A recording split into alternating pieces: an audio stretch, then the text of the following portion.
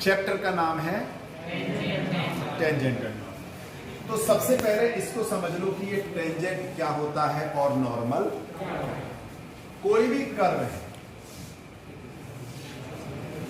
उस कर्व पर टेंजेंट हम किसे कहेंगे?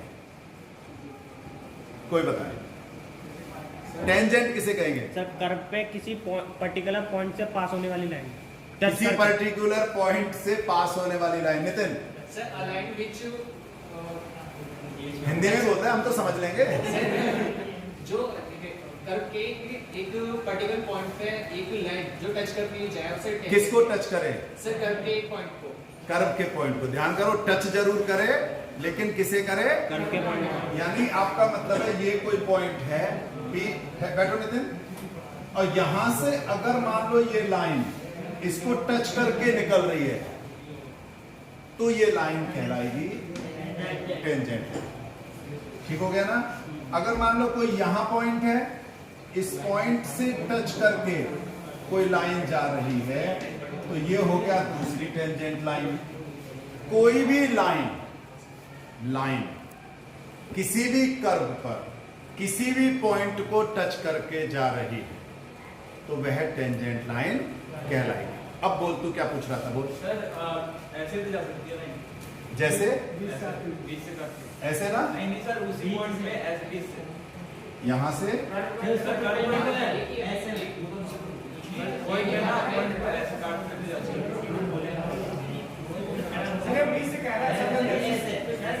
ये वाली लाइन आ जाना। एक ही पॉइंट से दो लाइन पास। मैं भी तो चाह रहा हूं एक लाइन से दो पॉइंट बने। सर ऐसे मैंने भी तो यही बनाई थी और मैंने कौन सा देख ही नहीं रहा था। अब देखो ये है ना,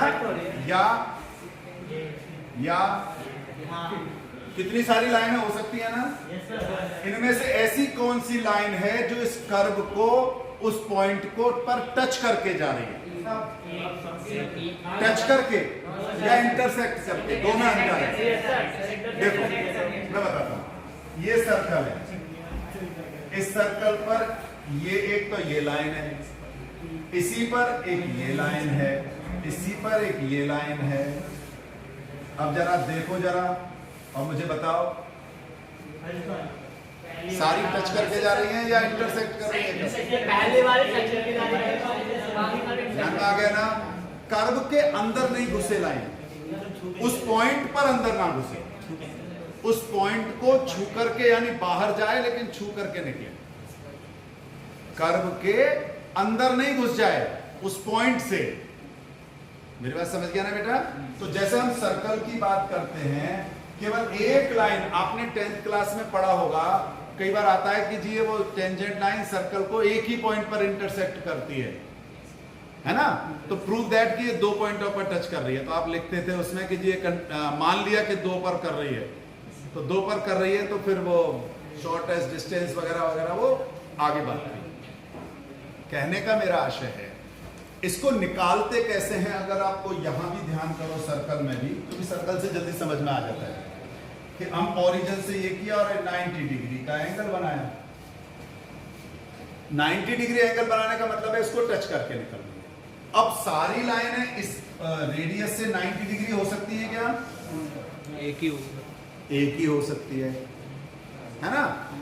चलो वो तो सर्कल था, मान लिया पैराबोला है।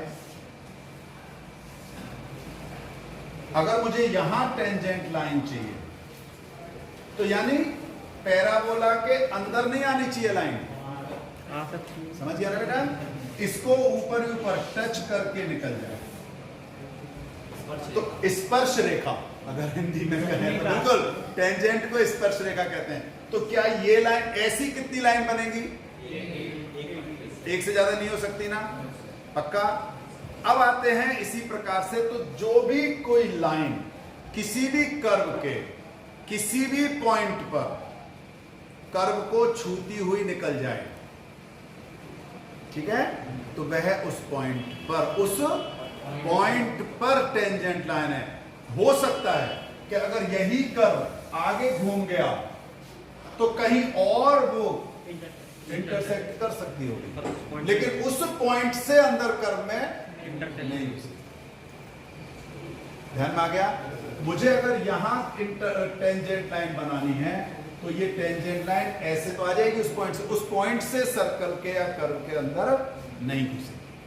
सर वो जो लाइन गई है तो वो टेंजेंट नहीं होगी तब? मैंने क्या कहा नहीं आई समझ में? उस पॉइंट से कर्व में अंदर नहीं जाना। ध्यान में आ गया ना? कई बार आप देखते हो जैसे y equal to sine x, graph ध्यान है y equal to sine x का, ये रहता है नहीं रहता? ये कर्व है, अगर आपको यहां टेंजेंट लाइन ड्रॉ करनी है तब तो ये हो गई, टच करके चली गई ना। लेकिन टच करके जो जा रही है यहां से या यहां से कहीं से भी, कहीं भी वो टच कर रही है टेंजेंट लाइन, ध्यान आ रहा है ना? लेकिन अगर यहां पर टेंजेंट लाइन आगे आ रही है तो वो आगे तो काटेगी कि नहीं काटेगी? तो कहीं और काट सकती है, पर उस जगह से कर्व के अंदर नहीं घुस सकती। ध्यान में आ गया ना?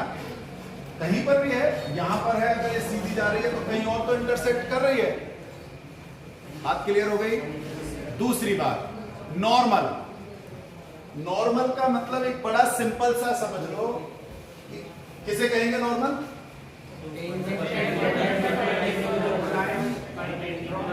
ये तो टेंजेंट हो गया। नॉर्मल यानी इस पर परपेंडिकुलर। हाँ, पर्टिकुलर इसी पॉइंट पर जो 90 डिग्री की लाइन होगी, यानी टेंजेंट के साथ उस पॉइंट के टेंजेंट के साथ 90 डिग्री का जो एंगल बना रही होगी, तो वो अंदर जाएगी, वो बाहर नहीं रहेगी, वो अंदर जाएगी कर्व में। ठीक है बेटा? एक और चीज इसी में कि जैसे मैं बता रहा था, हो सकता है कि आपको केवल इस पॉइंट पर नॉर्मल पूछ लिया, टेंजेंट नहीं पूछा, तो आप कहोगे सर जब टेंजेंट ही नहीं है तो नॉर्मल फिर कैसे निकालेंगे? तो एक बात ध्यान से समझ लो, टेंजेंट आए बिना नॉर्मल नहीं निकाल सकते, टेंजेंट तो निकालना ही पड़ेगा। चाहे आपको नहीं पूछा है तो आप डॉटेड बनाओ, तब समझ में आएगा कि अगर ये टेंजेंट लाइन है तो इस पर जो परपेंडिकुलर होगी वो लाइन नॉर्मल। ठीक हो गया? इस तरह से चैप्टर का नाम टेंजेंट एंड नॉर्मल, और टेंजेंट और नॉर्मल के लिए दो चीजों की जरूरत है। पहला, जिस पॉइंट पर हमें टेंजेंट चाहिए या नॉर्मल चाहिए तो वो पर्टिकुलर पॉइंट, और दूसरा इक्वेशन ऑफ कर्व। दूसरी क्या चाहिए? इक्वेशन चाहिए ना, क्योंकि इक्वेशन मालूम है तो आप स्लोप मालूम करो, और डिफरेंशिएशन का स्लोप का मतलब dy अपॉन dx। पक्का? गलत? पॉइंट भी डालेंगे। गलत। डिफरेंशिएशन कभी भी स्लोप, डिफरेंशिएशन तो एक जनरल हो गया। अब अगर उसमें किसी पर्टिकुलर पॉइंट को जब आप डाल दोगे तब उस पॉइंट की जो टेंजेंट लाइन है तब उस लाइन का स्लोप आएगा। ठीक हो गया? निकालने के 3 मेथड। पहला, एंगल पता हो तो tan थीटा, एंगल दे रखा है लाइन का, 2 पॉइंट दे रखे हैं तो y2 minus y1 upon x2 minus x1। लेकिन यहां डिफरेंशिएशन में किसी भी कर्व का डिफरेंशिएशन ही स्लोप नहीं होगा, ध्यान कर लेना, क्योंकि ये तो सिंपल डेरिवेटिव हो गया। अब हमें किसी भी पॉइंट पर, जिस पॉइंट पर भी टेंजेंट पता करनी है, उस पॉइंट को जब हम पुट कर देंगे, मान लो मुझे x1 y1 का पता करना है, तो ये x1 y1 वैल्यू जब डिफरेंशिएशन के बाद डाल दूंगा तब स्लोप आएगा उस टेंजेंट। ध्यान में आ गया? तो पॉइंट स्लोप फॉर्म हो गया। आप लोगों ने पढ़ा हुआ है y minus y1 equal to slope.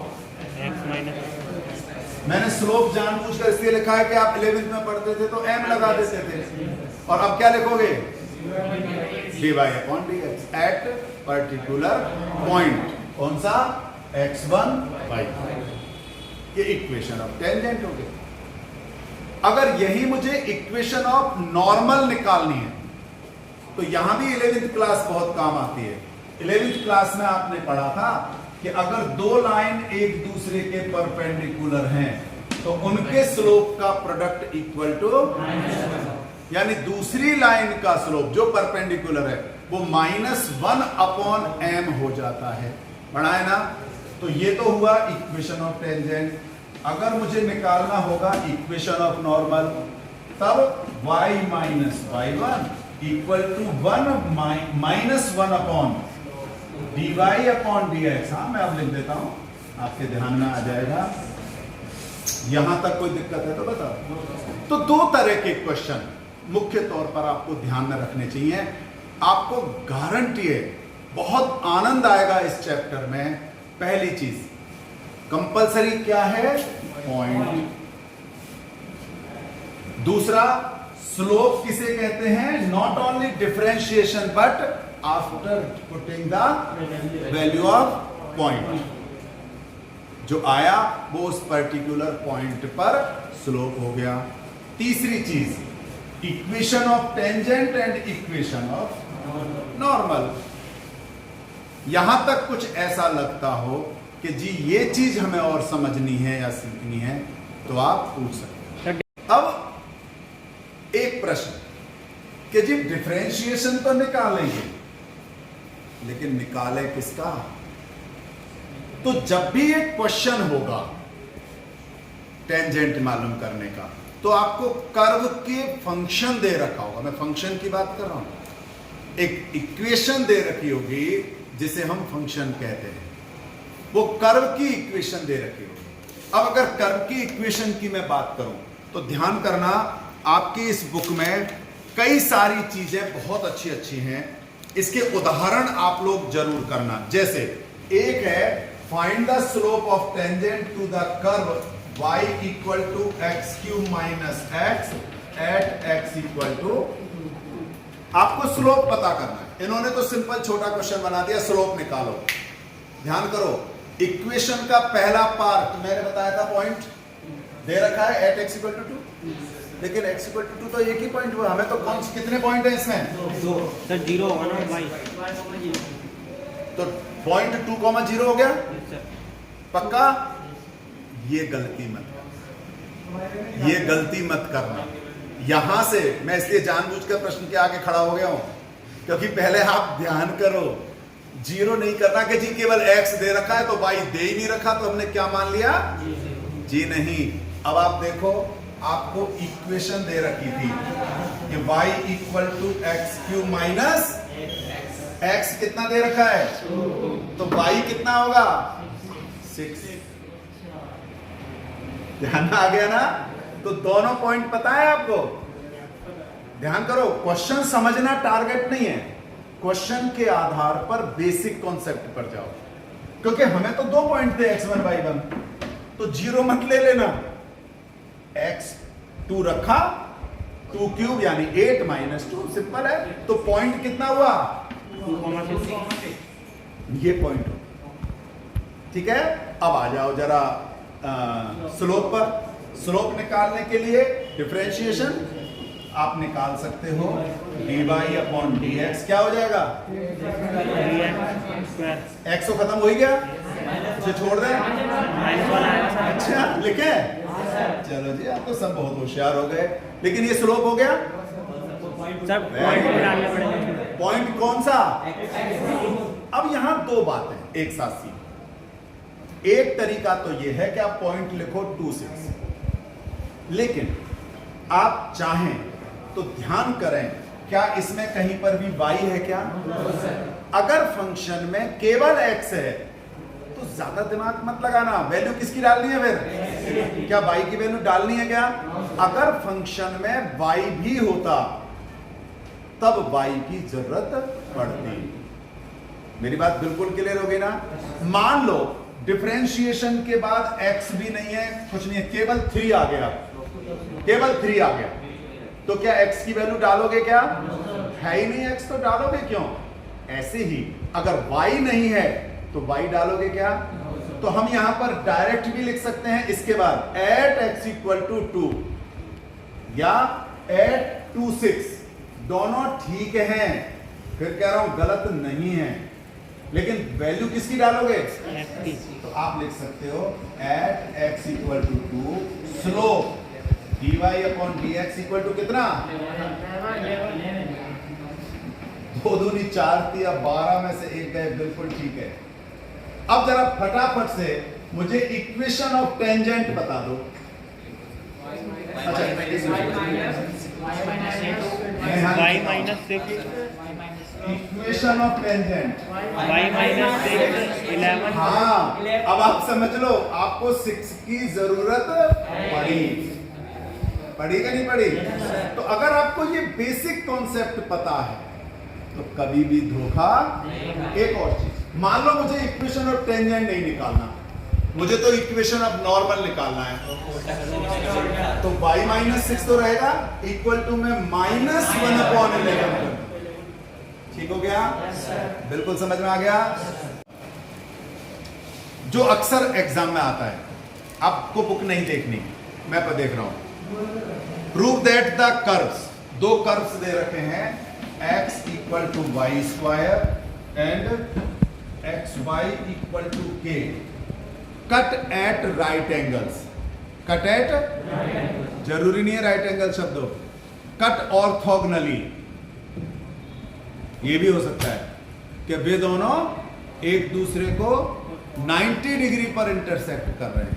अब कोई भी दो कर्व अगर 90 डिग्री पर इंटरसेक्ट कर रहे हैं तो आप छोटी सी चीज समझ लो, मान लो ये दो कर्व हैं, रब बना देते, अगर ये 90 डिग्री पर इंटरसेक्ट कर रहे हैं, इसका मतलब पहले वाले कर्व का उसी पॉइंट का टेंजेंट दूसरे वाले कर्व के उसी पॉइंट के टेंजेंट के, यानी दोनों कर्वों का टेंजेंट उसी पॉइंट पर 90 डिग्री बनाना है। सर अलग अलग होना चाहिए ना?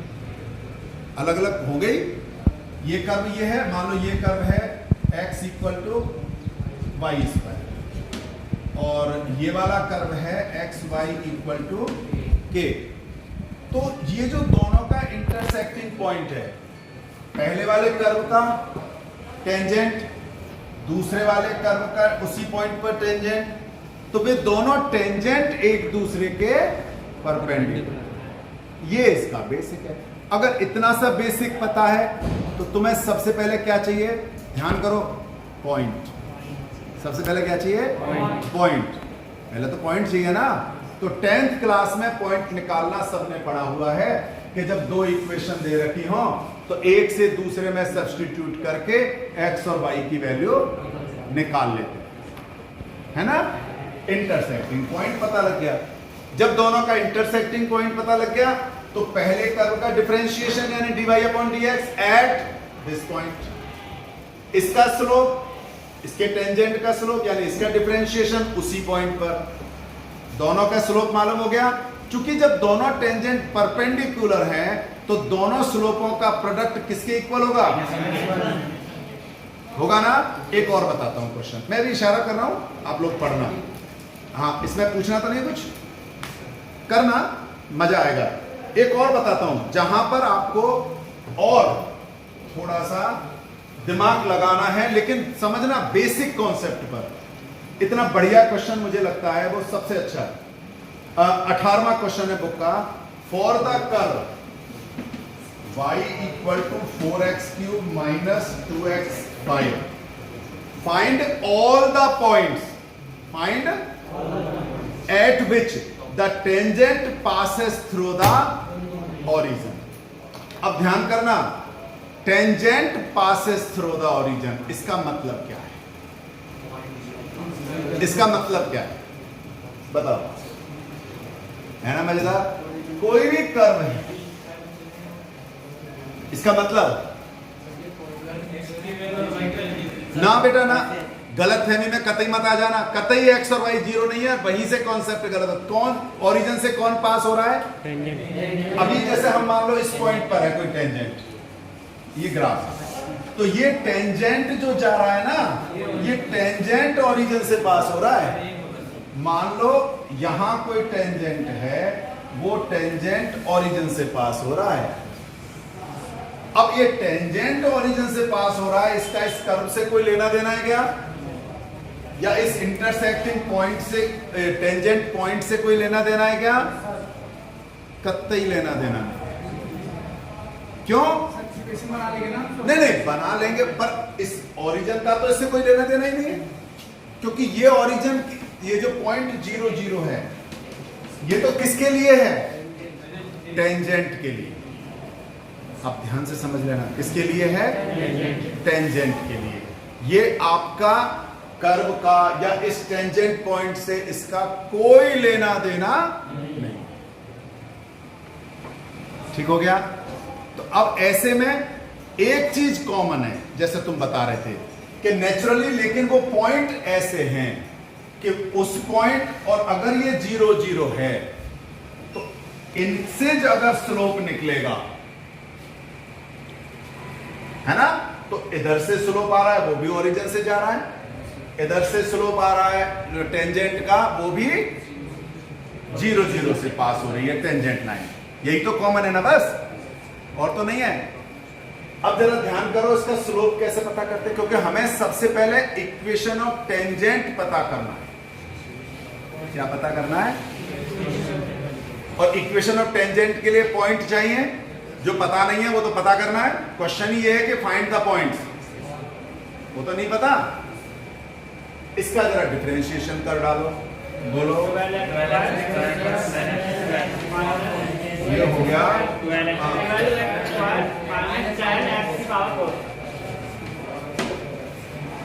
ये हो गया इसका।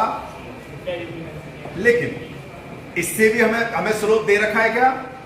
हमें तो स्लोप भी नहीं दे रखा है, पॉइंट भी नहीं दिया। अब अगर पॉइंट और स्लोप दोनों ही नहीं दे रखे तब तो हम कर ही नहीं सकते, क्योंकि ये दो में से कोई एक तो दे रखा हो, है ना। तो फिर एक काम करते हैं, लेट करके चलते हैं। मान लो पॉइंट है एच के, अच्छा एक्स से लेना है तो एच के मानता हूं मैं, तो x1 y1 से ना कई बार कंफ्यूजन होता है। मान लिया पॉइंट है एच के, चूंकि कई पॉइंट हो सकते हैं इसलिए एच के कॉमन ले लिया है उसका। अगर ये एच के है तो x की वैल्यू कितनी है? और y की वैल्यू? दो वेरिएबल इसमें पुट कर सकते हो क्या? नहीं कर सकते, तो एक ही वेरिएबल पुट करेंगे ना, पक्का है ना। तो या तो एक काम करो, कंफ्यूजन ना हो इसके लिए आप x1 y1 जैसा आप अभी तक पढ़ते रहे हो अब वही ले लो। हाँ, तो y की वैल्यू यानी y1, यहां सब जगह x1 पुट कर दें तो दूसरा पॉइंट क्या आ जाएगा? 4x1 cube minus 2x1। अगर आप h के ले लेते हो जैसा मैं पसंद करता हूं तो k की वैल्यू है ना 4h क्यूब माइनस 2, और अगर ये स्लोप चूंकि इसी h के पर ही निकालना है तो x की वैल्यू तो h है ना, फिलहाल उस पॉइंट पर h डाल दोगे तो 12h स्क्वायर माइनस 10h की पावर 4, अगर h के से करते हो तो। और नहीं करते तो फिर स्लोप, अभी ध्यान करना, ये स्लोप है क्या? अभी स्लोप नहीं है। स्लोप कब होगा? पॉइंट डालने के बाद। यानी यही गलती ज्यादातर बच्चे करते हैं, उन्हें क्या लगता है कि जी ये स्लोप हो गया, ये स्लोप नहीं है।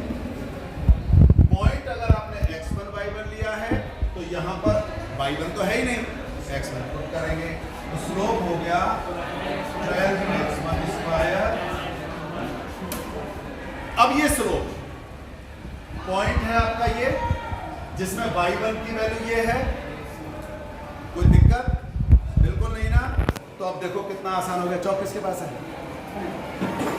y माइनस, ध्यान करो, y माइनस y1 की वैल्यू 4x1 क्यूब, चूंकि माइनस है इसलिए मैं प्लस कर देता हूं, ये लिखेंगे equal to slope 12x1 square minus 10x1 4 into x minus x1, क्योंकि x1 ही रहेगा। यहां तक कोई डाउट है तो पूछ लो, उसी नियम पर चले हैं जो नियम हमने शुरू में पढ़ा था। कोई दिक्कत तो नहीं है आता? पक्का?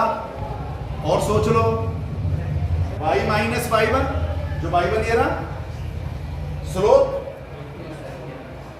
x माइनस x1, कोई डाउट नहीं है ना? अब ये क्या आया? Equation of tangent. क्या है ये? Equation of tangent. Equation of tangent. या, और ये कहां से पास हो रही है? इसका मतलब ये 0 0 को सेटिस्फाई करेगी। कौन 0 0 को सेटिस्फाई करेगी? Equation of tangent. It means y0 और अगर ये दोनों 0 हो गए, जरा वेरिएबल बताओ कौन सा है?